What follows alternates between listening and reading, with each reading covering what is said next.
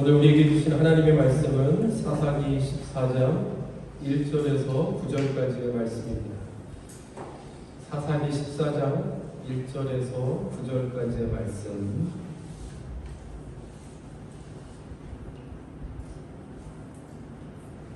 제가 번복해드립니다. 삼손이 딥나에 내려가서 거기서 블레셋 사람의 딸들 중에서 한 여자를 보고 올라와서 자기 부모에게 말하여 이르되 내가 딥나에서 블레셋 사람의 딸들 중에서 한 여자를 보았사오니 이제 그를 맞이하여 내 아내로 삼게 하소서 하매 그의 부모가 그에게 이르되 내 형제들의 딸들 중에나 내 백성 중에 어찌 여자가 없어서 내가 할례 받지 아니한 블레셋 사람에게 가서 아내를 맞으려 하느냐 하니 삼손이 그의 아버지에게 이르되 내가 그 여자를 좋아하오니 나를 위하여 그 여자를 데려오소서 하니라. 그때 블레셋 사람이 이스라엘을 다스린 까닭에 삼손이 틈을 타서 블레셋 사람을 치려 함이었으나 그의 부모는 이 일이 여호와께로부터 나온 것인 줄은 알지 못하였더라. 삼손이 그의 부모와 함께 딥나에 내려가 딥나의 포도원에 이른즉 젊은 사자가 그를 보고 소리 지르는지라.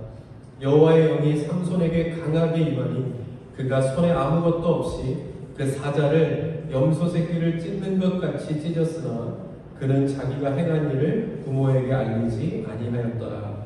그가 내려가서 그 여자와 말하니 그 여자가 삼손의 눈에 들었더라.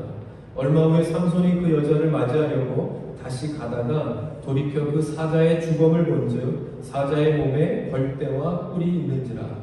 손으로 그 꿀을 떠서 걸어가며 먹고 그의 부모에게 이르러 그들에게 그것을 들여서 먹게 하였으나 그 꿀을 사자의 몸에서 떠왔다고는 알리지 아니하였더라. 아멘. 할렐루야. 오늘도 이 주시는 말씀을 통해서 우리 각자에게 주시는 말씀을 듣고 찾고 깨닫는 은혜가 있기를 바랍니다. 마이크가 빠졌네. 뺐어요? 이상이 있나요? 혹시 영상을 통해서 또 드리고 있는 분들은 잘 음성이 혹시 좀 불분명할 수 있는데 집중해서 오늘의 과제 집중하여 무슨 소리인지 잘 들으셔야 될 것 같습니다. 양해해 주시고 또 오늘은 더 집중해서 말씀을 들으실 수 있기를 바랍니다. 삼손에 대한 이야기를 지난주부터 우리가 하고 있습니다. 삼손은 말씀에 나오는 것처럼 사사기에 등장하는 마지막 사사예요. 마지막. 처음 사사가 등장하고 나서 이 마지막 사사가 되는 것이 삼손이죠. 이 삼손이 등장할 당시에는 이스라엘이 굉장히 힘든 시기였습니다. 그러니까 블레셋이라고 하는 나라로부터 40년을 지배당하고 있었기 때문에 그렇죠. 그러니까 저는 지난주에도 제가 설명을 드렸지만 다른 나라들은 4년, 몇 년, 8년 그렇지만 이 블레셋이라고 하는 나라로부터는 40년을 지배당하게 됩니다. 그러니까 얼마나 그 기간 자체로만 보아도 얼마나 힘들었겠는가 하는 것을 알 수 있죠. 이 성경을 보면 그렇게 된 이유가 있습니다. 가장 큰 이유 무엇이겠습니까? 우상숭배. 여러분 무엇이 우상숭배이겠어요? 우리가 늘 말씀 가운데서 몇 번 나눴던 것 같아요. 그러니까 대충 대략 우상숭배가 그것이겠다 생각할 수 있는데 오늘 다시 한번 우리가 짚고 가죠. 무엇이 우상숭배이겠는가? 이스라엘은 40년을 블레셋의 통치 아래서 삽니다. 근데 그러면서도 성경 어느 구절을 읽어봐도 부끄러움을 모릅니다. 그러니까 수치를 모릅니다. 그러니까 살면서 정체성을 잃어버린 것입니다. 이렇게 여기에서 이러한 모습으로 살면 안 된다는 것을 잃어버린 것입니다. 잊어버린 것입니다. 그냥 모르는 사이에 시간이 흘러가면서 어떻게 해요? 블레셋 사람이 되어버린 것입니다. 이 역사에 보면 우리나라도 1945년 일본이 그 항복 선언을 했을 때 우리나라가 미국에 졌다고 슬퍼한 사람들이 있었다고 합니다. 일제 35년을 살아가면서 내가 한국 사람인지 무엇 사람인지 정체성이 불분명해진 것이죠. 그러니까 이스라엘은 블레셋에게 그때가 뭐 35년, 38년이니까 그보다 더 긴 시간을 이스라엘 백성들이 블레셋 아래 있었으니까 사실 더 했겠죠.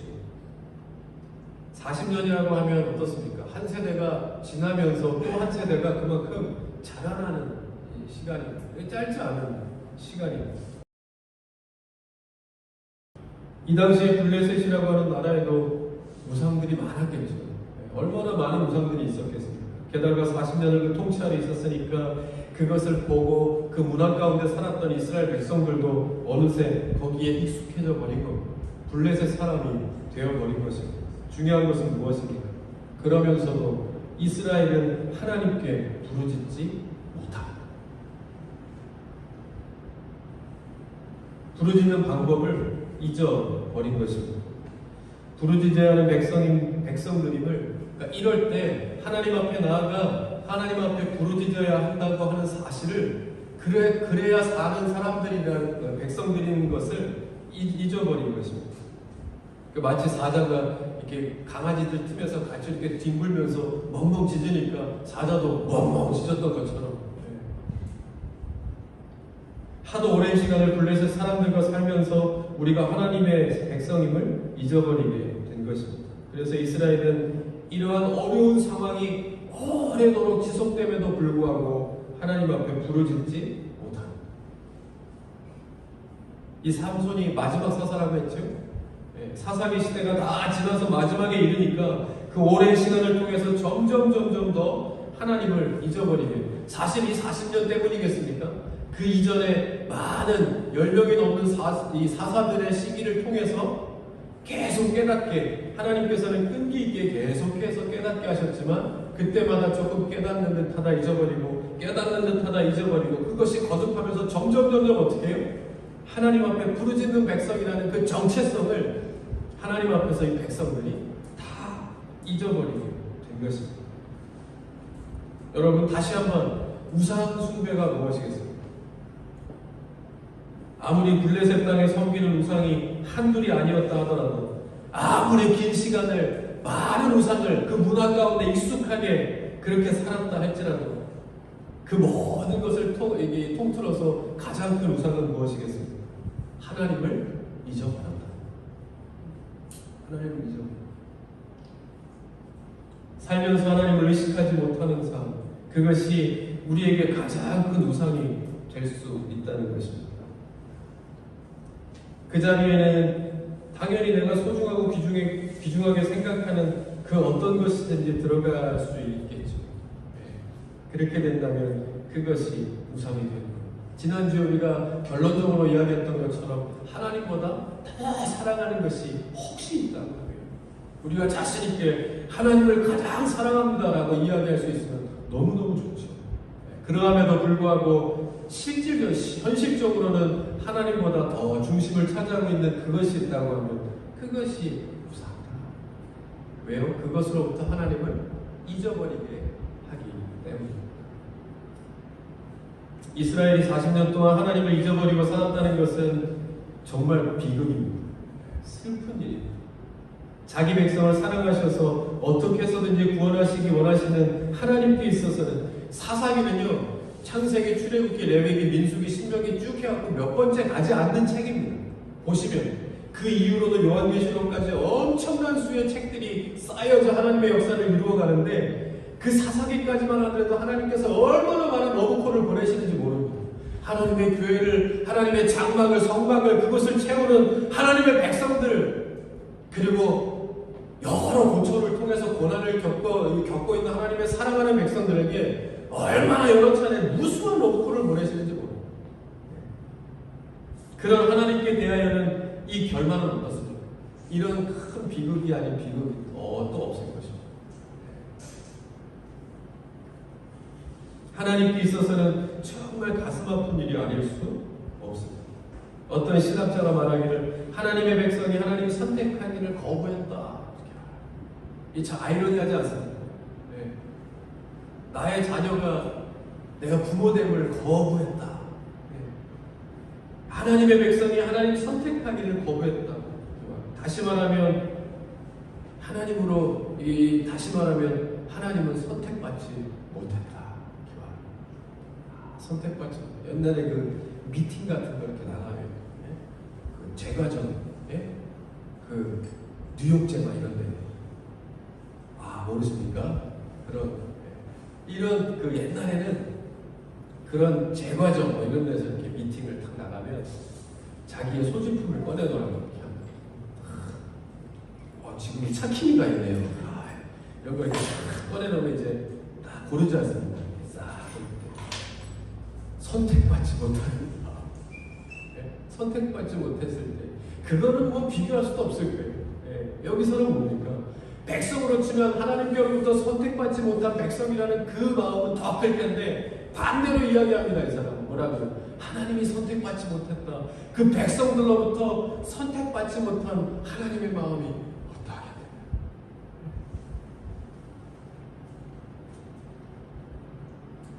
여러분, 그러함에도 불구하고 말씀드린 것처럼 하나님께서는 이스라엘을 포기하지 않으십니다. 포기하지 않으십니다. 사실 이것이 백성들로 하여금 이 길을 계속 거듭해서 걷게 했나 하는 생각도 안 해요. 끊임없는 포기하지 아니하시는 또 다음이 있겠지. 에 대한 그런 바람으로 인해서 거듭되었나 하는 생각도 들 정도로 하나님께서는 포기하지 않습니다.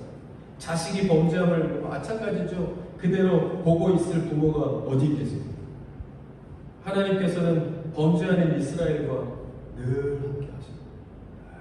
백성들의 눈에는 보이지 않을지라도 하나님께서는 늘 이스라엘과 함께 하십니다. 그 증거가 무엇이겠습니까?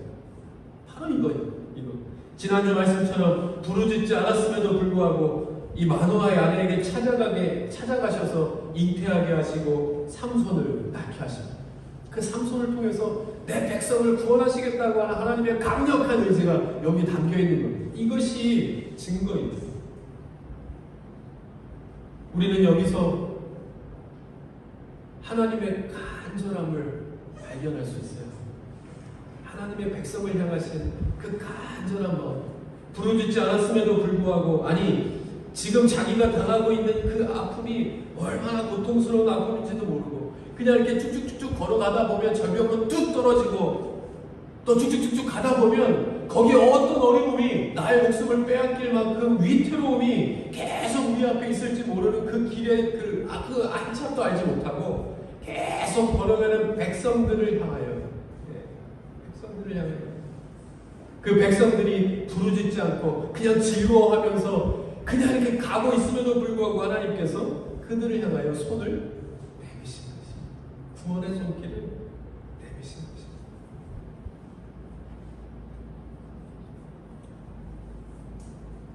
자녀가 아픈 것을 바라보는 부모의 마음만큼 안타깝고 가슴 아픈 일은 또 없죠. 그 이상의 마음으로 하나님께서는 이스라엘을 향하신 구원의 손길을 다시 한번 내밀고 계신 것입니다.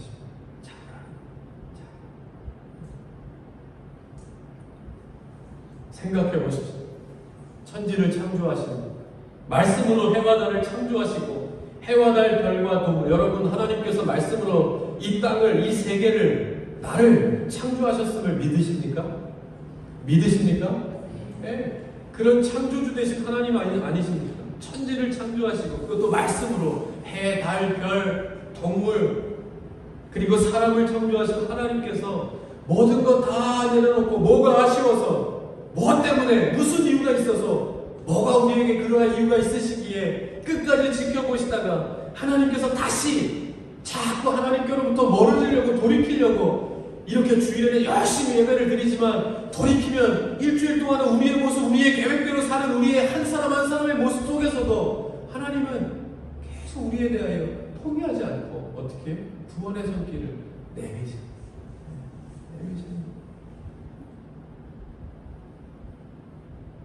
그래서 알게 하시는 겁니다. 뭘요? 너는 내 백성이다. 너희는 내 백성이다. 너희는 내 자녀라. 그것을 잊어서는 안 된다는 것을 말씀하고 있는 겁니다. 따라하십시오.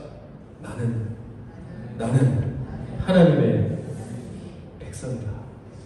하나님의 자녀라. 지난주에 우리가 나누었던 것처럼 이것을 알고 이것을 기억함이 능력이고 힘이라 하는 것. 우리가 다른 것으로 사는 것이 아니라 그거로 사는 것임을, 그것이 능력이라는 것을 말씀하고 있는 겁니다. 잠언 9장 10절의 말씀입니다. 한번 마스크 썼으니까 조용히 한번 읽죠. 시작. 여호와를 경외하는 것이 지혜의 근본이요. 아멘. 우리가 이것으로 산다는 거예요.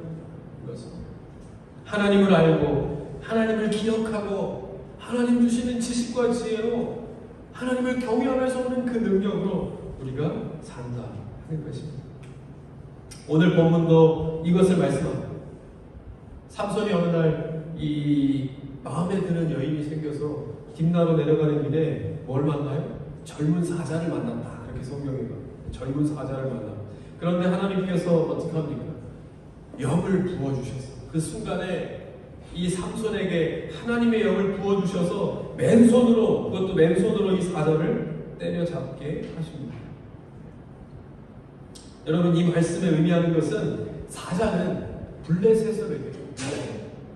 그러니까 우리가 사자를 이길 수 있을까요? 없을까요? 길을 가다 우리가 사자를 만났다. 이길 수 있습니까? 없습니까? 뭐 이렇게 생각하면 안 되는 거예요. 어떻게 한번 뭐 이렇게 생각이 들 정도도 아니고 이길 수 없죠. 말도 안 되는 것입니다. 우리가 사자를 절대로 이길 수 없죠. 그러니까 이스라엘, 이 말씀은 이스라엘이 당시에 철기 문명이 발달했다가 철기 문명이 시작되어진 이 블레셋을 이스라엘이 이긴다고 하는 것은 가능하겠습니까? 불가능하겠습니까? 어떻게 한번 뭐 이렇게라도 생각해 볼 수 없는 상황이라는 거예요. 그런데 삼손이 사자를 어떻게 해요? 이겼다. 아무것도 준비되어지지 않은 삼손이 가는 길에 사자가 막아섰는데 그 사자를 어떻게 해요? 이겼다는 겁니다. 어떻게? 어떤 방법으로? 하나님의 영이 임하신. 하나님의 영이 임하신. 삼손이 사자를 이기는 이 말씀을 통해서 바로 이것을 깨닫게 말씀하고 계신 것입니다. 하나님의 영이 삼손에게 임하시니 주의 성령의 능력으로 삼손이 사자를 맨손으로 때려잡았다. 이겼다.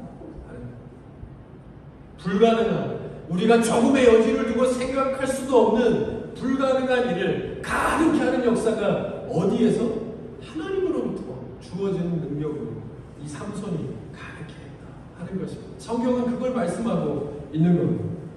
하나님은 자기 백성에 대하여 이렇게 인도하시는 하나님이시라는 사실을, 이것이 우리가 사는 방법이고 이것이 우리가 사는 비결이라는 사실을, 오늘도 내일도 우리가 살아가는 이 땅으로 똑같이 이러한 하나님의 섭리가 우리에게 적용된다는 사실을 백성을 통하여, 삼손을 통하여, 이스라엘을 통하여 하나님께서 말씀하고 있는 겁니다. 삼손이 블레셋으로 내려가는 길에 이것으로 끝난 것이 아닙니다. 한 번 더 하나님께서 이런 역사를 일으키십니다. 왜 이랬습니까? 두 가지입니다. 하나는 중요한 건 이것, 모든 우리가 사는 비결은 하나님께 있다. 하나님의 영으로 하나님을 경외하면서 오는 그 능력으로 우리가 살아간다는 사실을 깨닫게 함과 동시에 한 가지 더는 뭐예요? 막으십니다. 지금 막고 계신 겁니다. 오늘 성경에서 읽었던 본문에 등장하는 가지 말아야 될 길을 갈 때, 그죠? 하나님이 기뻐하시지 않는 길을 갈 때 막아서는 겁니다. 막아서. 블레셋의 여인을 그 어떤 것도 섬기지 말고 어떻게 돌이키라고 지금 말씀하고 있는데 삼손은 보이지 않습니다. 보이지 않습니다. 그러나 하나님께서 삼손을 향하신 큰 계획이 있기에 삼손에게 하나님의 영을 임하게 하셔서 나아가게 하시죠. 무엇을 의미하는 것? 그 어떤 것도 섬기지 말고 의지하지 말고 오직 하나님을 의지하고 하나님의 영을 의지하면서 그 능력이 온다는 사실을 이 삼손에게 보이시는 이것이 어떻게 보이십니까, 여러분? 정말 하나님의 이 고군분투가 눈물겹지 않으십니까? 말씀드렸죠. 삼손이 감당해야 될 큰 하나님의 역사, 계획이 있으시니까 그 길을 고집하여 가고자 하는 삼손에게 계속 능력을 주셔서 이 능력으로 내가 그 불가능한 일을 갈 수 있게 하는 그 능력은 내가 이것을 줘야 된다는 사실을 깨닫감과 동시에 뭡니까? 계속 막아서시는 하나님의 이 두 장면을 우리가 여기에서 발견할 수 있는 겁니다. 눈물겹지 않습니까? 눈물겹지 않습니까? 때로는 눈물로, 때로는 매로 혼을 내고 화를 내고 또 이 간절하게 이 설득하는 이 부모의 마음이 여기 그대로 담겨져 있는 이것이 하나님의 마음. 이것이 저와 여러분들을 향하신 하나님의 마음. 이것이 바로 이 땅에 하나님의 교회를 향하신 그 하나님의 마음이다. 우리가 찾아볼 수 있는.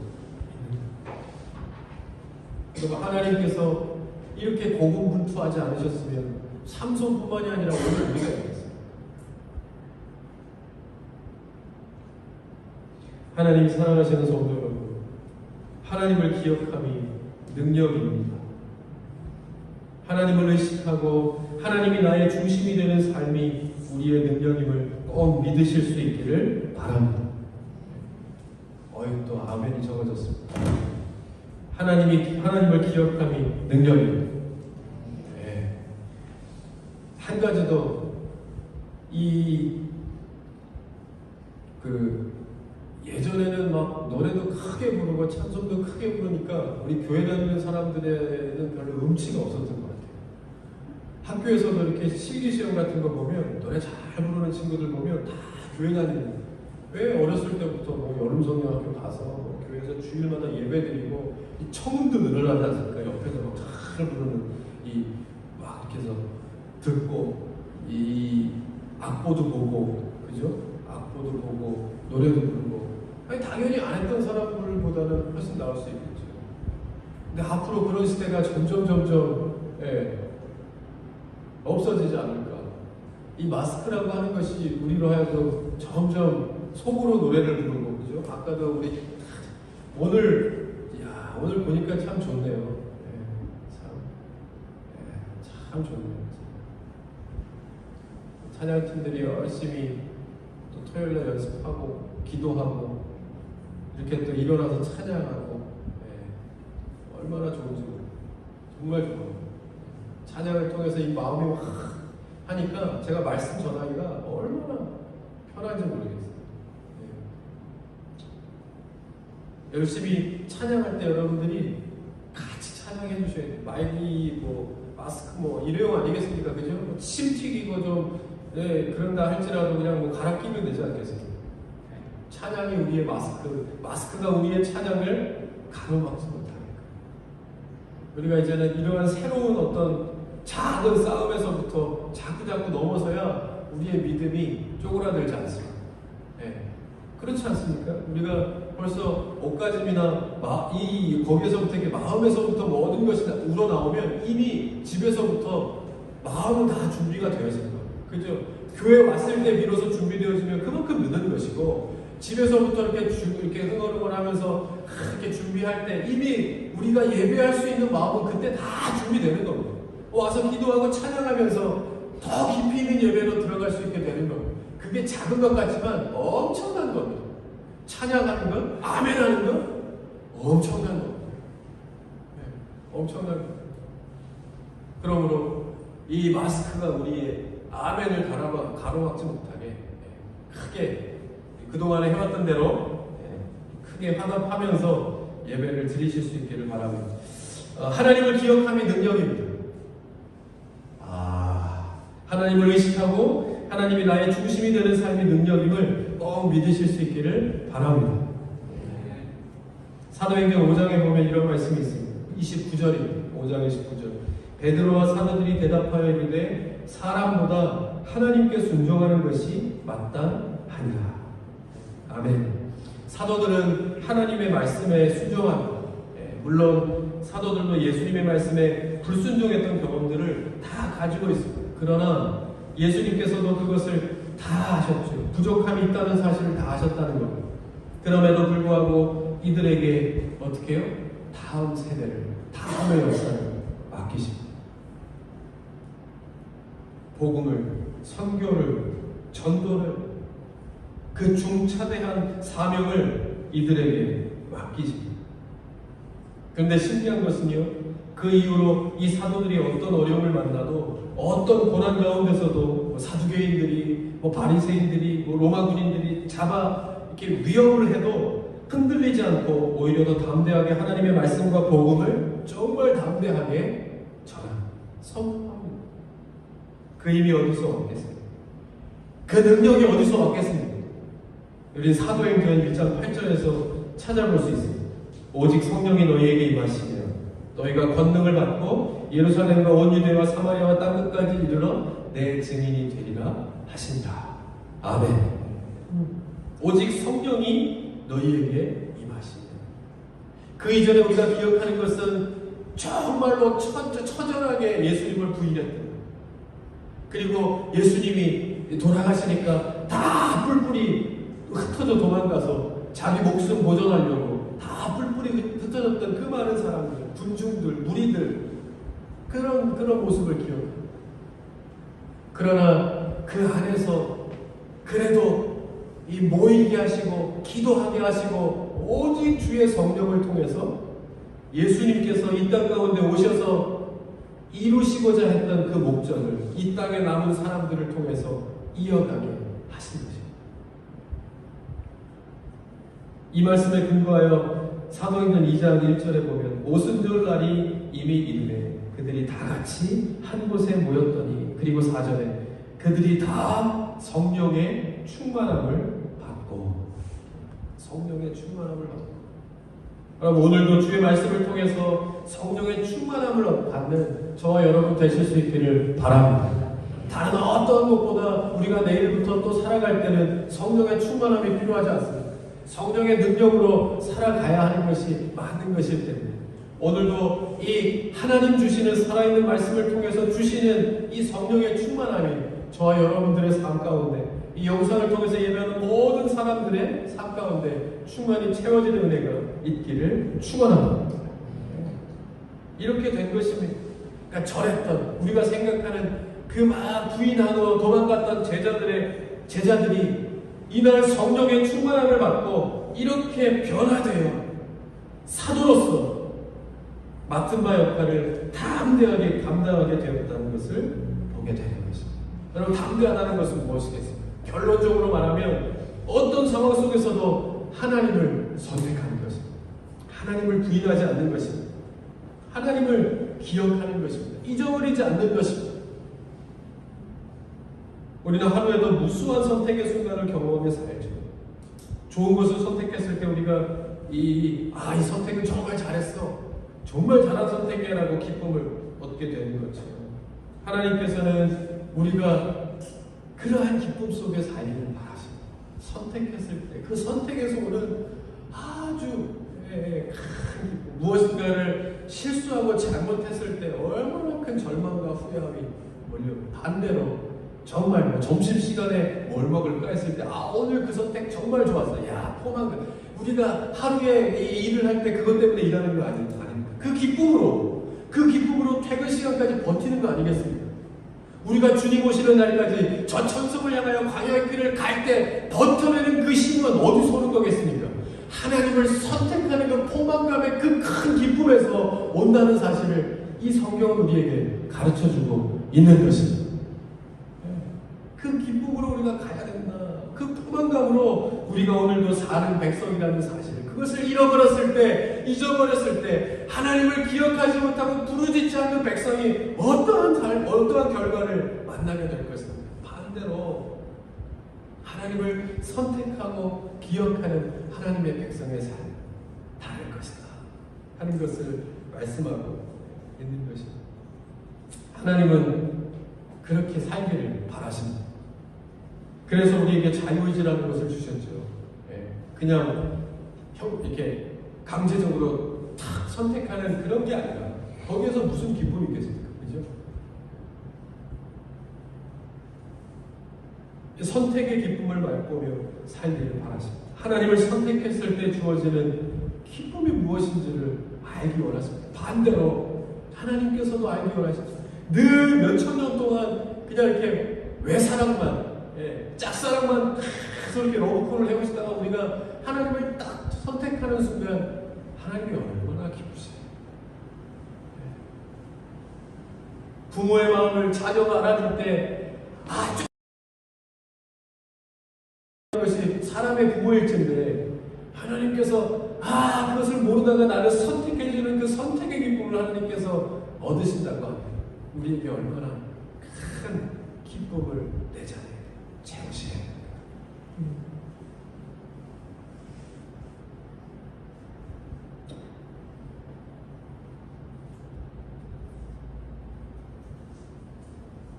우리도 마찬가지 하나님께서도 똑같이 우리로부터 선택을 받고 싶어 하십니다.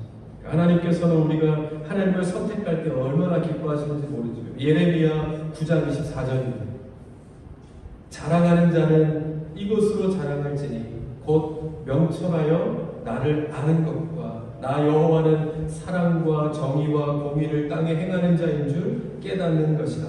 나는 이 일을 기뻐하노라. 여호와의 말씀이니라. 아멘. 이것이 나의 기쁨이라고. 하나님께서는 이것이 나의 기쁨이다, 다른 것이 아니라 이것이 나를 기쁘게 한다는 사실을 말씀하고 있는 겁니다. 하나님께 기도하기로 작정하고 선택하고 우리가 하나님의 전에 모이기를 기뻐하고 우리가 하나님께 대하여 전심으로 예배하기로 결단할 때 그것이 하나님께 큰 기쁨이 된다는 사실을 이미 말씀하고 있는 것입니다. 다른 것이 아니야. 네가 뭐 큰 업적을, 큰 열매를 그것으로 나를 기쁘게 하는 게 아니야. 바로 이것이 나의 큰 기쁨이야.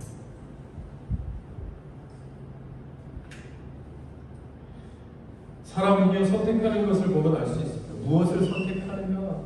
그것을 보면 그 사람이 무엇을 생각하고 어떤 정체성을 가지고 있는가 하는 것을 어느 정도 알 수 있습니다. 다른 것은 다 차치하고라도 예배와 그 어떤 것, 주일과 그 어떤 것, 교회와 그 어떤 것, 그 사이에서 무수히 고민하고 갈등하면서도 결국에 우리가 있는 자리가 하나님 앞이라고 하면 된 것입니다. 그것이 맞는 것입니다. 그것이 하나님이 기뻐하시는 선택이기 때문입니다.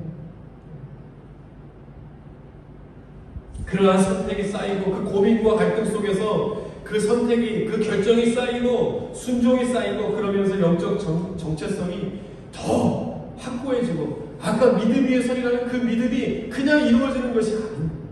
그렇게 무수한 고민과 갈등과 여긴가 저긴가 그러면서도 결국에는 우리가 있는 자리가 하나님의 앞이 될 때 그것이 쌓이고 쌓여 하나님의 기쁨의 재단이 쌓이고 쌓여서 그 확고함 위에 그 믿음 위에 그 견고함 위에 하나님의 교회가 세워져 가는 것을 꼭 믿으실 수 있기를 바랍니다.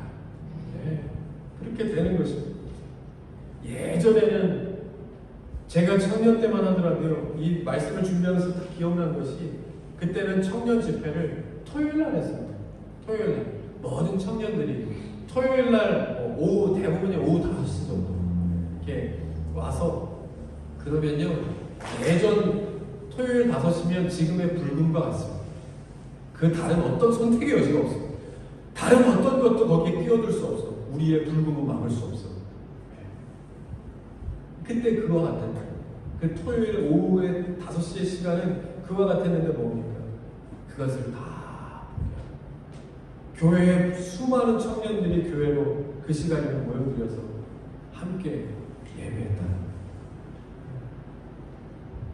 그 뜨거움이 있었고 그 열정이 있었고 그 선택이 여러분 우리가 지금 이렇게 이나마 누리고 있는 코로나와 같이 긴 이러한 여정 속에서도 교회가 하나님의 예배가 완전히 끊어지지 않고 이렇게 계속 예배를 사모하는 사람들을 통해서 이어질 수 있는 것이 우리의 마음 때문만은 아니에요. 이미 이전에 그만큼 예배를 붙들고 포기할 수 없다고 하는 선택함에서 그 잔을, 그 그릇을 하나님 선택하기를 기쁨으로 채워왔던 그분들의 기도와 간절함으로 인하여 우리가 지금 누리고 있는 것임을 잊어서는 안 돼요. 그러면 그것을 누가 이어갈 것입니까? 누가?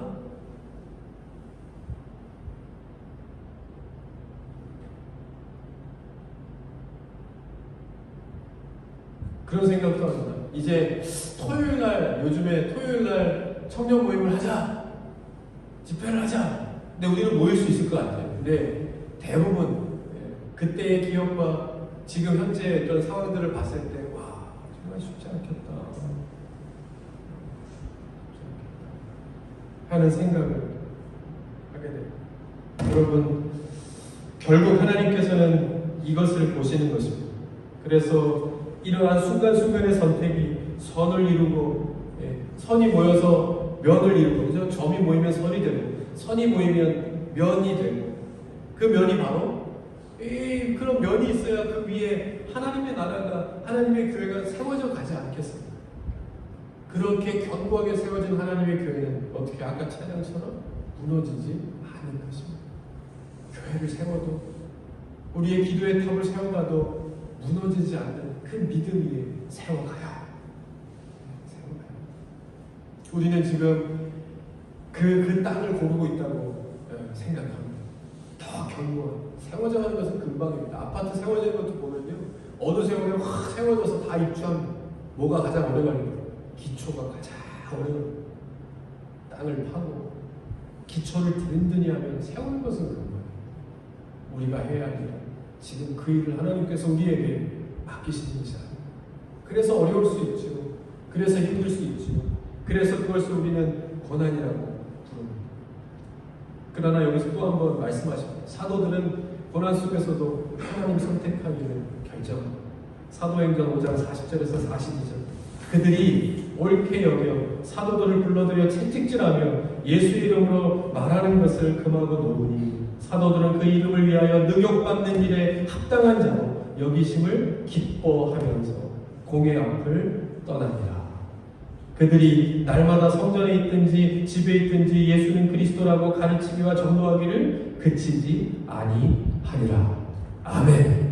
여러분, 지금 우리가 살아가는 이 시간 속에서는 사실 이러한 믿음의 고백이 다른 사람이 아닌 그 누구보다 저 여러분들에게 절대적으로 필요한 것인지도 모릅니다. 그렇지 않습니까? 여러분, 회사에서, 가정에서, 자녀를 돌보면서, 학교에서 비대면 수업을 하면서, 때로는 이 코로나 확진자와 동선에 겹치면서 그때마다 지혜롭게, 그리고 모든 것에 어긋남이 없이 처신을 잘해야 할 것입니다. 그러나 그때 우리가 잊지 말고 기억하고 선택해야 할 것이 무엇인지 이 오늘 성경에서 우리에게 말씀하고 있는 것입니다. 잊지 말아야 한다. 그것 때문에 그것이 나에게 가장 중대하고 긴급하고 그리고 덜덜덜덜 나를 두렵게 하는 일일지라 할지라도 그 안에서 우리가 절대적으로 잊지 않고 선택해야 되는 부분이 반드시 있다. 잊지 말아요. 그것을 우리에게 말씀하고 있는 것입니다.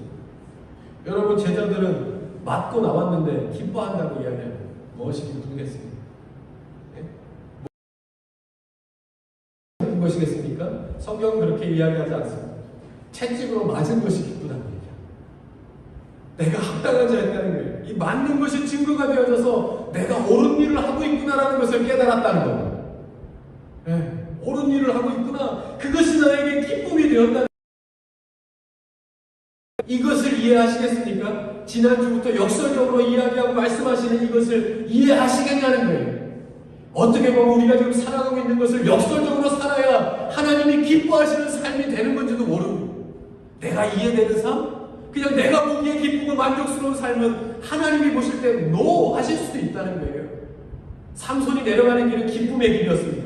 내가 좋아하는 여자를 만났고 눈에 확 가는 여자를 가서 그냥 취해오면 돼. 그게 뭐가 블레셋과 산지도 40년이 지났어요. 이미 그 사이에서 태어난 자녀들도 민족들도 있겠죠. 그냥 그렇게 그냥 좋으면 좋은 대로 살면 모든 것이 다 평화롭습니다. 기쁨입니다. 그게 진정한 기쁨이겠네요. 사자가 나가서 죽을 고비에 처하고 고난인 것 같고 싸워 핀투성이가 되는 한이 있더라도 싸워 이기고 그 과정이 뭐예요? 하나님의 기쁨의 과정이라고 하면 그 고난은 성경이 말하는 그 고난이 될 수 있다는 거예요. 여러분들이 당하는 고난은 무엇입니까? 우리가 당하고 있는 고난이 뭐가 있어요? 어떠한 형태의 어떠한 성격의 고난인가? 사도들이 그걸 이야기하면 어떤 순간에도 하나님을 선택하고 하나님의 자녀이고 하나님의 사람이라고 인정받았다는 그 사실로 인하여 감격스러웠다. 여러분, 이것은 하나님을 사랑하지 않으면 내려가 근본으로 가면 하나님을 사랑하지 않으면 불가능한 것입니다. 그죠? 하나님을 사랑하면서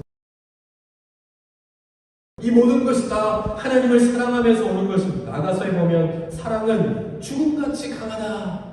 그래서 하나님께서 그 아들을 통하여 예수 그리스도가 십자가에 못 박혀 죽으시기까지 우리를 사랑하시는 것, 하나님이 우리를 죽기까지 너희를 사랑한다는 그 사랑을 확증해 보여주신 것 아니겠습니까? 죽음보다 강하다는 사실을 말씀해 주신, 증거해 주신 것입니다. 사랑하면서만 오는 것입니다. 하나님이 우리를 사랑하시지 않았으면 불가능한 것이죠. 그러니까 사랑한다는 것이야말로 하나님의 사람이 되었다는 가장 큰 증거이기 때문에 제자들이, 사도들이 기뻐한 것입니다. 내가 이제 나도 하나님을 사랑하게 됐다. 맞으면서 깨닫게 됐다. 이게 하나님을 선택하면서 오는 기쁨이 이 모든 고난을 다 이기게 하신 겁니다. 여러분, 내 자녀라는 증거가 무엇입니까? 내 자녀라는 증거가 뭡니까? 저는 아이들을 너무너무 좋아해요. 근데, 말하면 내 자녀보다 더 하겠습니까? 성경에도 보면 어떤 두 여인이 아기 하나를 안고 왔어요. 다 자기 아이라고 얘기합니다. 여기 내 아이입니다. 내 아이입니다. 솔로몬이 가만히 생각하다가 무사고로 와라. 그 칼로 아이를 반으로 잘라. 그래서 반반씩 나누어 줘라. 그럴 때 어떻게 해요? 한 여인은 정말 지혜롭다고. 맞습니다. 그렇게 하면 됩니다. 그렇게 해놔라. 근데 어떻습니까? 다른 한 여인은 그냥 저 여인에게 주라. 뭐가 진짜 어미이겠습니까? 누가 진짜 어미이겠습니까?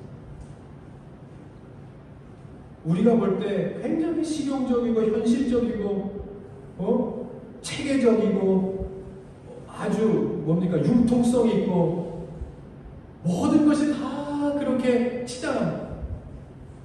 무엇이 하나님을 기쁘시게 하겠는가는 그것과는 상관없다. 무엇이 진짜 어미이겠습니까? 사랑이지 뭐야. 사랑을 통해서 이 어미가 이 솔로몬의 판단의 기준은 오직 사랑이었습니다. 저 여인이 저 아이를 사랑합니다. 결국에는 못 갖게 될지라도 못 갖는다 할지라도 저 아이를 살릴 수만 있다면 그것이 이 어미가 진짜 어미라고 하는 이 증거가 된 것입니다. 여러분, 결국에는 하나님을 사랑함이 모든 것을 이기게 하는 것입니다. 하나님 사랑함에 힘쓰는 저와 여러분 되실 수 있기를 바랍니다. 거기에서 오는 것이 고난이라는 것도 어려움이라는 것도 사실 성경을 읽다 보면 위안을 얻는 것이 이것이 고난이겠는가, 힘들다가도 이것이 이 어려움이겠는가 하는 마음을 주시는 것입니다.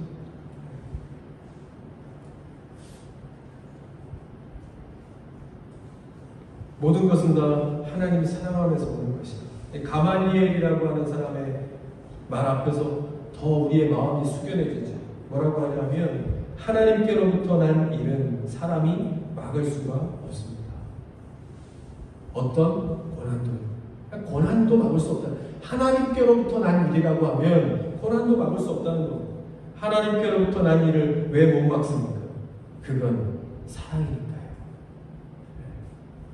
사랑 중에 가장 선명한 사랑은 고난도 기꺼이 감수하는 것입니다. 이렇게 이야기합니다. 그러니까 무슨 말입니까? 하나님께서는 사랑하기 때문에 고난도 주시고 그 고난을 우리가 막지 못한다는 거예요. 왜요? 사랑을 통해서 주셨기 때문에. 그 단면적인 것으로 주신 것이 아니라 우리의 인생을 통해서 하나님의 기쁨으로 채우시기 위해 때로는 단 것도 때로는 쓴 것도 주시는 것입니다. 막을 수 없다는 겁니다. 무엇으로 이긴다? 죽음보다 강한 하나님께 대한 사랑으로만 이길 수 있다 하는 것입니다. 하나님 사랑하시는 성도 여러분, 결론을 맺죠. 우리가 가까이 주님을 위하여, 기꺼이 주님을 위하여 당하는 고난이 무엇입니까? 한번 기억해 보십시오. 내가 지금 당하고 있는 고난이 무엇입니까? 사실은 그 고난이 증거일 수 있다. 증거일 수 있다는 것. 내가 하나님께 대하여 진짜 사랑을 가지고 있다는 증거로 하나님께서 주신 것일 수 있습니다. 사도들이 이해할 수 없는 고난을 받아들이면서도 그 안에서 우리가 정말로 이해할 수 없는 큰 기쁨을 누렸던 것처럼 하나님께서 우리가 그런 백성으로 살기를 바라십니다. 하나님 주시는 그 능력으로 살아가는, 하나님 선택의 기쁨으로 살아가는 백성들이 되기를 바라십니다. 중요한 것은 어디에 있는가 하는 것보다 누구와 있는가 하는 것이 중요하다고 하는 거죠. 우리가 참된 신앙의 삶을 살고 있는가의 기준은 하나님 사랑함에 있다는 사실.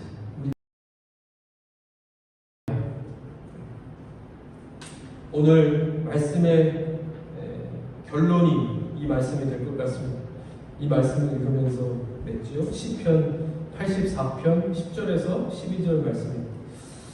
주의 궁정에서의 한 날이 다른 곳에서의 첫날보다 나은즉 악인의 장막에 사는 것보다 내 하나님의 성전 문지기로 있는 것이 좋사오니 여호와 하나님은 해요 방패이시라.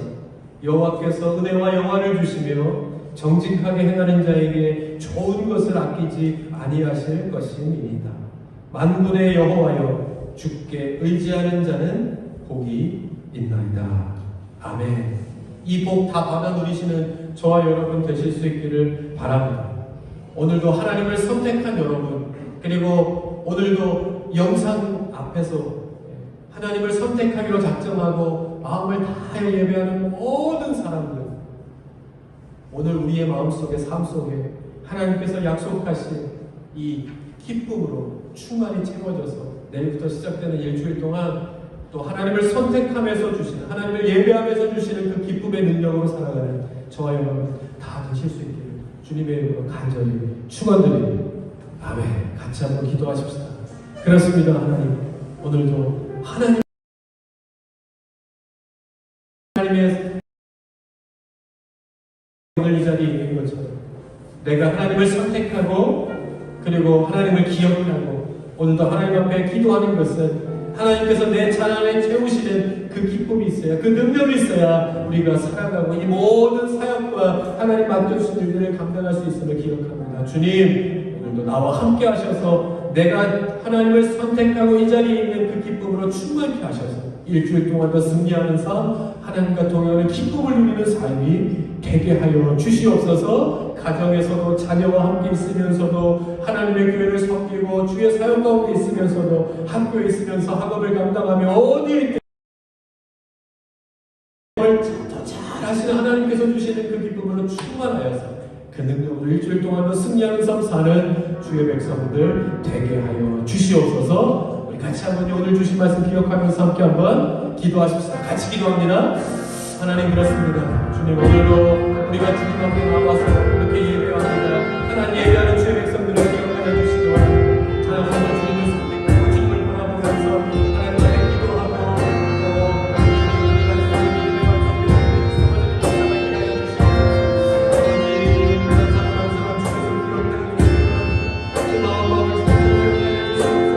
하나님을 향하고 하나님을 선택하고 주의 능력으로 살기 원합니다.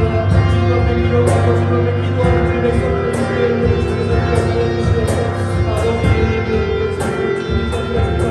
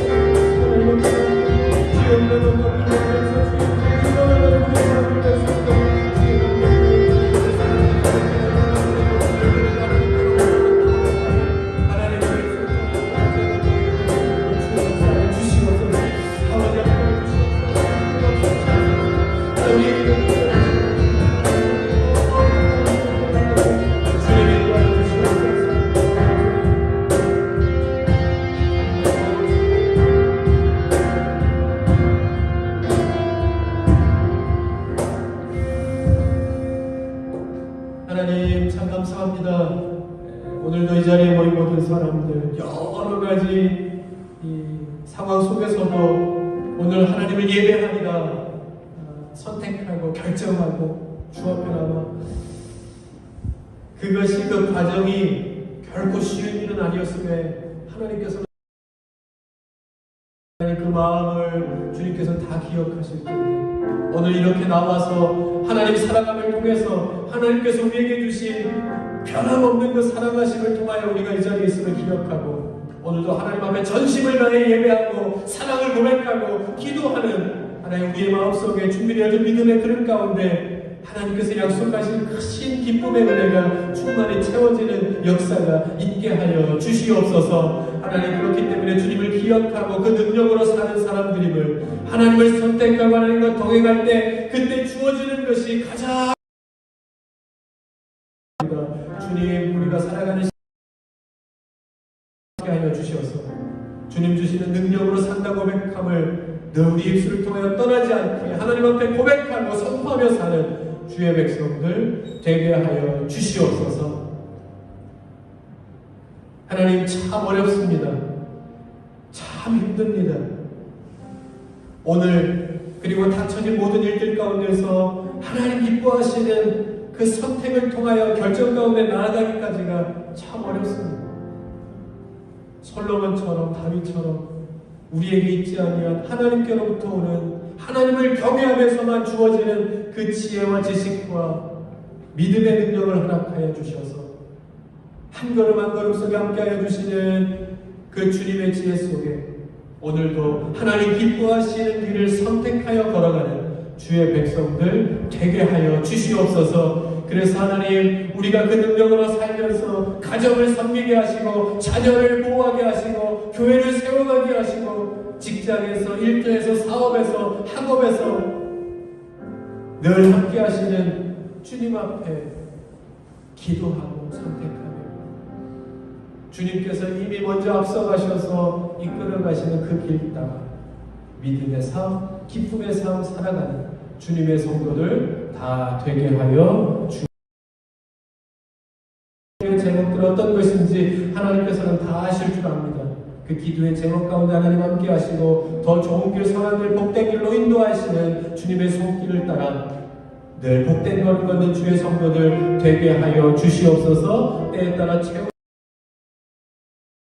하나님 부족한 것 없이 늘 채우시는 하나님의 은혜 가운데 사는 주의 백성들 다 되게 하여 주시며 오늘도 어디에 있든지 주님 앞에 예배하고 또 기도하는 주의 성도들 가운데 늘 함께 하여 주셔서 어디에 있든지 주의 나라 그렇게 함께 이루어가는 예람들 교회 되게 하여 주옵소서. 주 예수 그리스도의 은혜와 아버지 하나님의 극진하신 사랑하심과 성령님의 감화감동 역사 충만하시며 오늘도 이 자리에 나와 하나님을 예배하고 또 영상을 통해 예배하고 어느 곳에 있든지 하나님을 기억하고 예배하기로 선택하고 결정하며 함께 모이는 모든 성도들 머리머리 위에 그리고 하는 모든 사업과 사역과 일터와 자녀와 가정과 또 모든 학업 위에 그리고 이 나라와 이 민족 남가국 위에 이제로부터 영원까지 함께 하시옵기를 간절히 축원하옵나이다. 아멘.